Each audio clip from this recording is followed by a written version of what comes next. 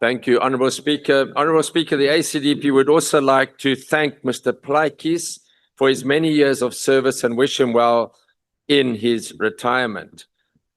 The ACDP believes that when you look at our budget, we should be looking at it far more than just a ledger of income and expenditure. We should also consider it from a moral perspective. The budget should reflect our deepest priorities and how we care for the most vulnerable amongst us.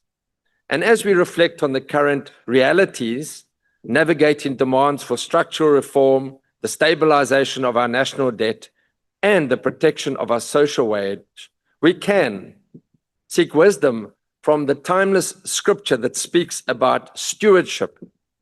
1 Corinthians 4 verse 2, moreover, it is required in stewards that one be faithful.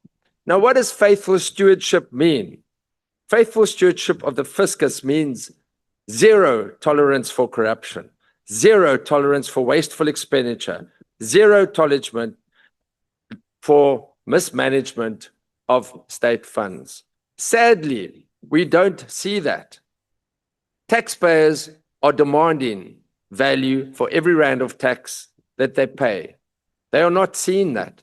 And other speakers have referred to the wastage that we see, to the corruption that we see, to the overinflated prices that we see. Another aspect, of course, which is deeply concerning is the illicit economy. Chairperson, the illicit economy is estimated to cost the fiscus a staggering 100 billion rand each year. These activities include smuggling, customs, excise fraud, under-declaration, counterfeit trade, fuel and tobacco syndicates, and organized tax crime. Every illicit transaction deprives the fiscus of revenue needed for schools, hospitals, and public infrastructure. And we as the ACDP encourage SARS and law enforcement agencies to disrupt and totally shut down illicit trading networks. Chairperson, significantly, and despite some of the positives of the budget, domestic companies are still sitting on record amounts of cash. They are not reinvesting it.